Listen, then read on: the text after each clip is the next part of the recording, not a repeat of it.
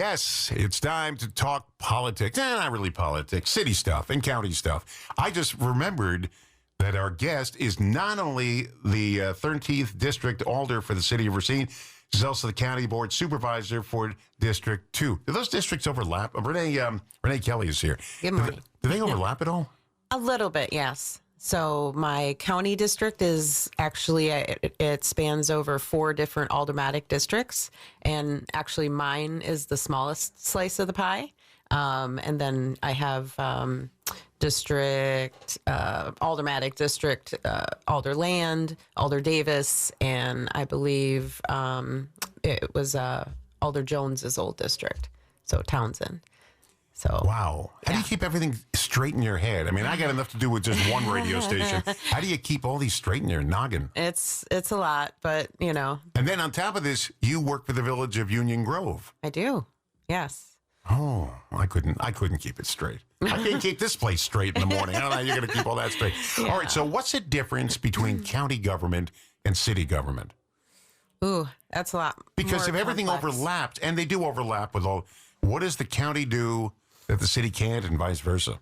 The county offers a lot more services. So they're, like the joint dispatch center, you have the sheriff's office, you have the health and human services.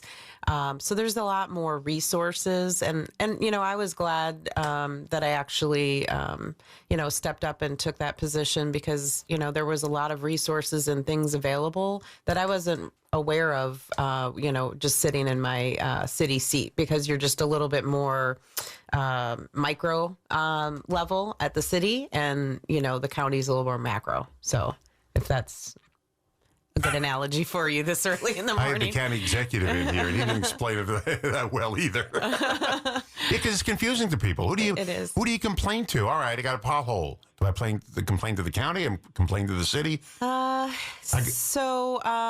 If it's something that's like a county road, then I would send it to the Public Works, for their streets department. If it's a city road and it's like in another aldermanic district and it's not mine, I'll usually notify the alderman and then, whatever department the issue is in, or try to give them some resources to help them with their issue. Well, I live on Main Street, a.k.a. the Great Lakes Dragaway. Yes.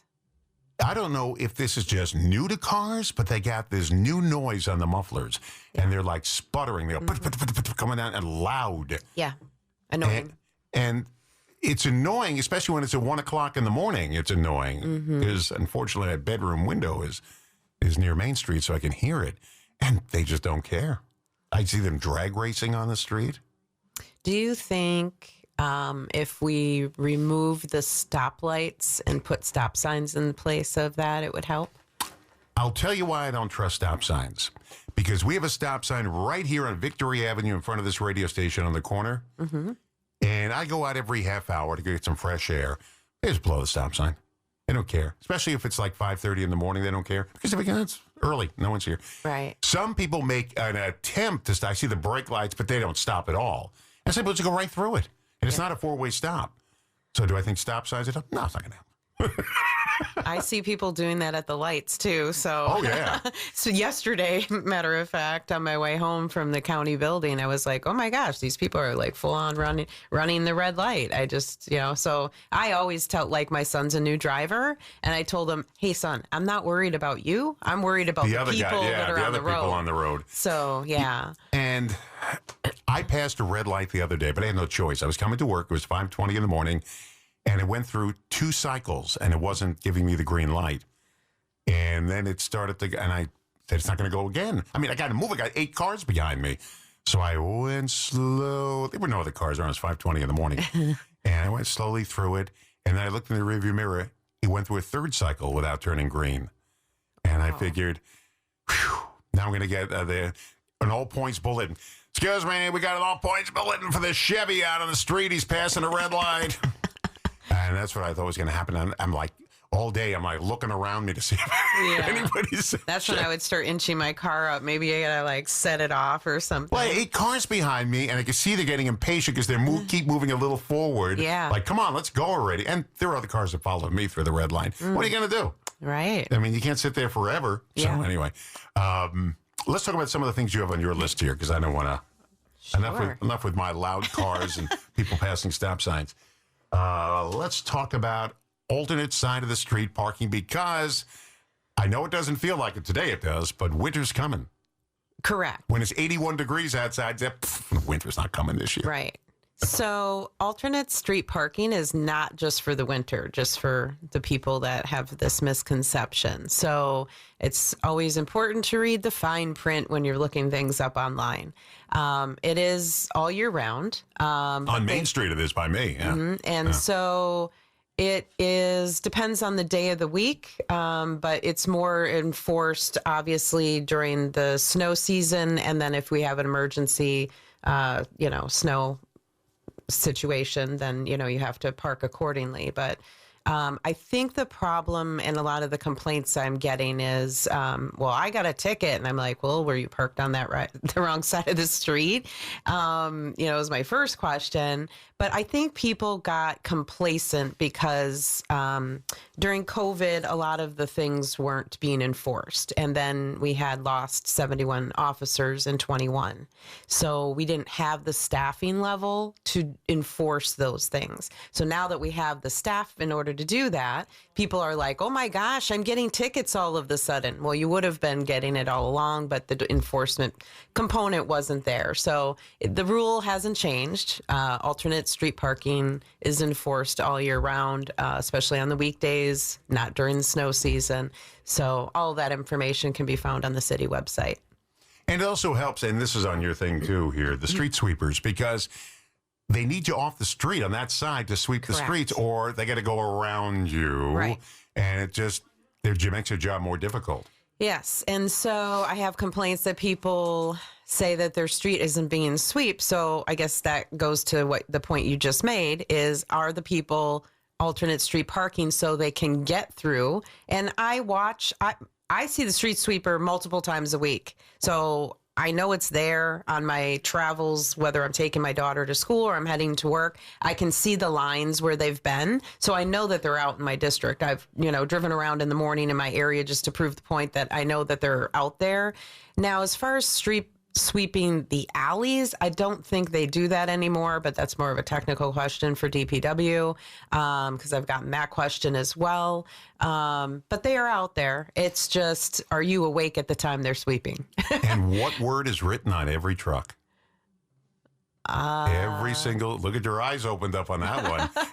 That means you're trying to think. Stay back. The word Elgin.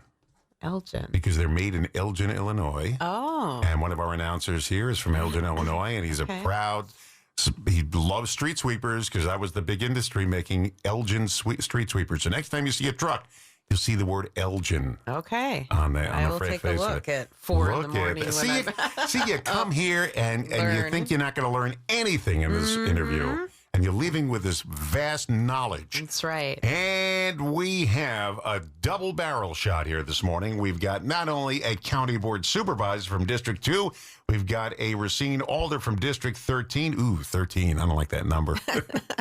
Could you change it? It's like in buildings in Manhattan, they don't have a 13th floor. They do that for a reason.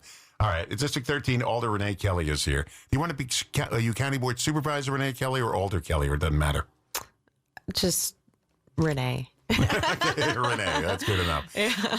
Boy, what a cheery person you are. That's good. Good, because I'm not. For so early this morning, yeah. I'm kind of a curmudgeon. Now, we were to talk about the light poles in town.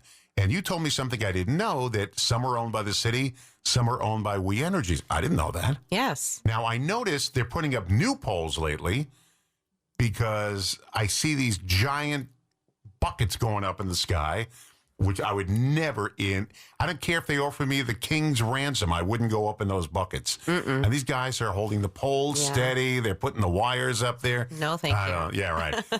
So what's going on with the poles? Now, you say it's this time of year we start noticing problems. Yeah, because it's dark earlier. So I actually put out on my Facebook page a while back, and I try to kind of bring that, unearth that post and put it up and pin it on my page for the city and county. So we have We Energies and city polls. So, when people start noticing that, I start getting emails and calls regarding that. When I'm driving around, I also try to pick up on, the location and report them myself. But people can actually self-report these. So if you see a city pole, which would be metal or concrete based, you can go on the city's website and report that outage.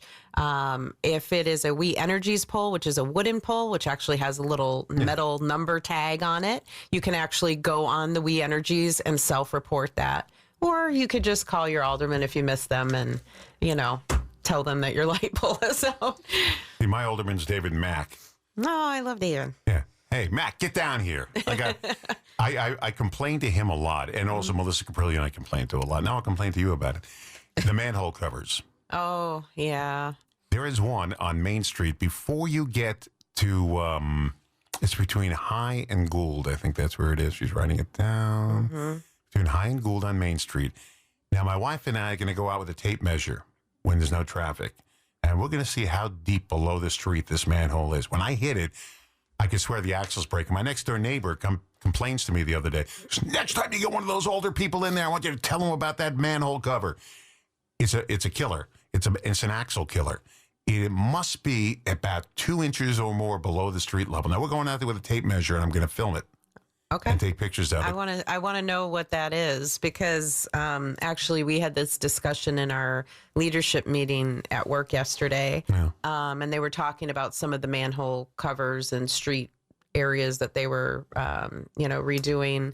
And the water guy was telling us about, how they were technical stuff that was way above my pay grade. It was like, oh, we got to take the ring and do this and that. And so I was like, oh, I got to ask him about these manhole covers in Racine. It was on the back of my mind. But... I was with this chronic complainer the other day. He works for WRJ. I won't mention his name in the morning. But he's a chronic complainer. But, and I don't think about it until I hit it. And boom, and it feels like the axle's going to break on the car. Yeah. And it's been like that for a long time, ever since they redid the street. I don't know how it gets so... And there were some that are below a little bit, and boom, you hit a little bit. This one is really bad, and it's right in the way of your tires. Now, you can avoid it, and that means you're going into the right lane or you're going across the double yellow line. You could do that and maybe take the chance you're not going to have a head-on collision.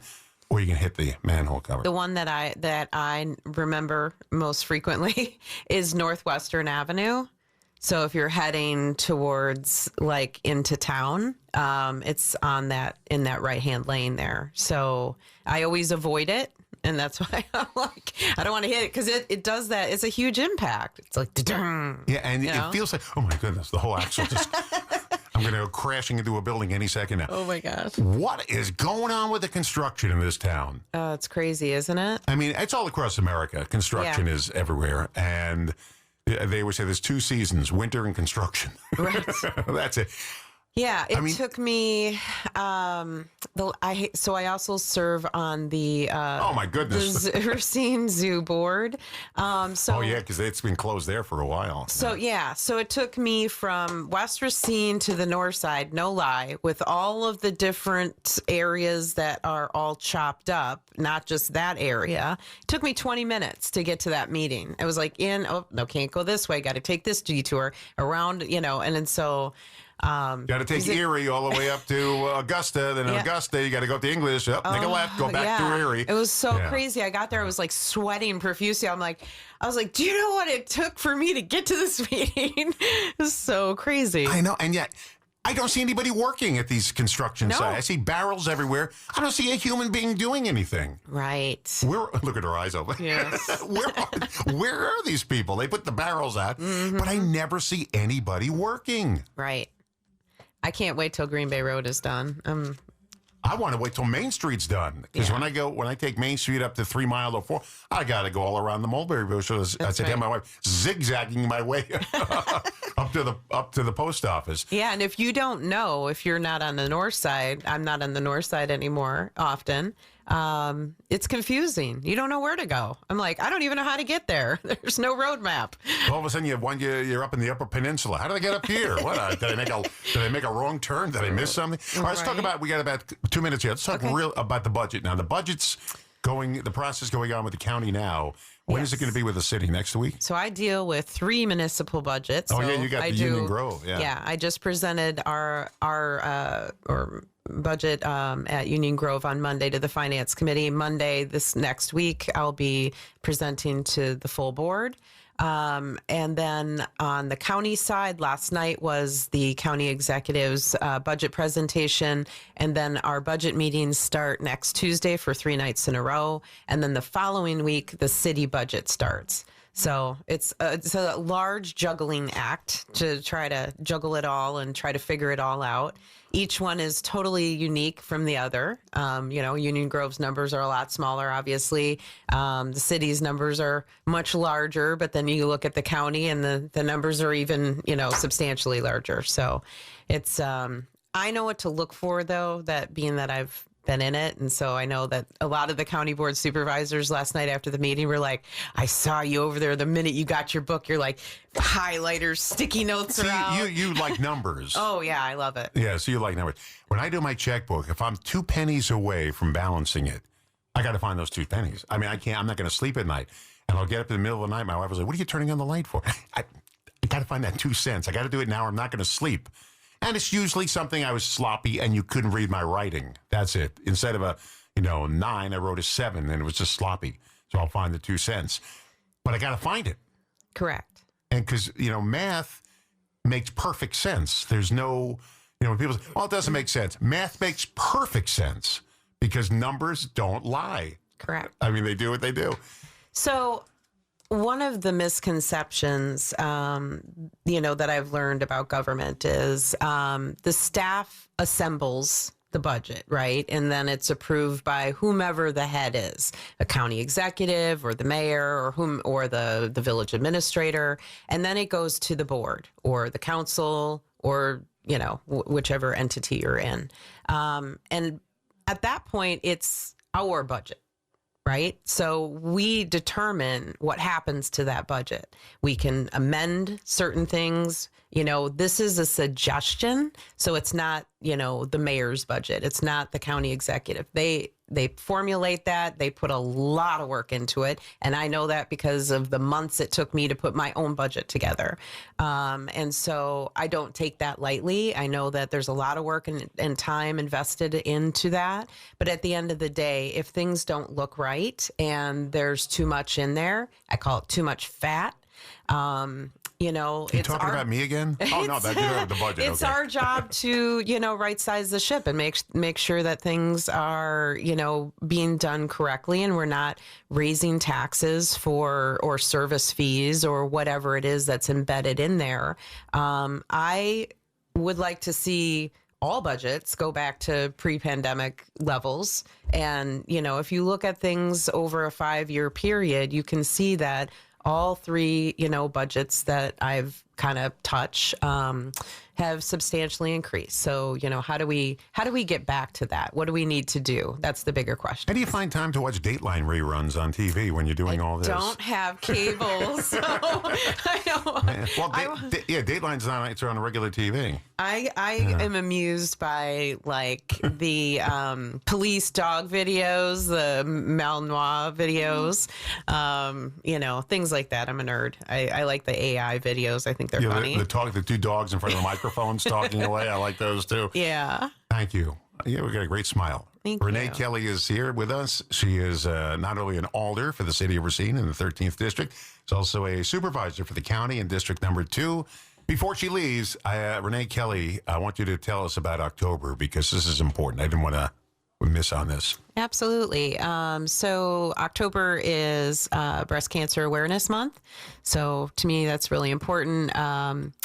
I have my mom and my aunt who both went through breast cancer, and recently, unfortunately, I was diagnosed with breast cancer as well. So it's really important to get those checks. I know I come across women that haven't gone in a couple years, and that's so concerning to me. So it is so important to get your routine checks and just to, make sure that, everything is good. So. Yeah. And I told you my mother had breast cancer, and they thought this was it. That was 1968. She lived until 2020. They've come so far, Yeah. even just over, it's always, they're always evolving, always finding new things, even in the last couple of years, even this year. I mean, it's just an amazing thing that they're always finding, new ways to combat it. So, It's going to be amazing. Not during our lifetime, but sometime way in the future, it's going to be like, oh, really? You got breast cancer? Here, take these 2 pills. It'll be fine by the morning.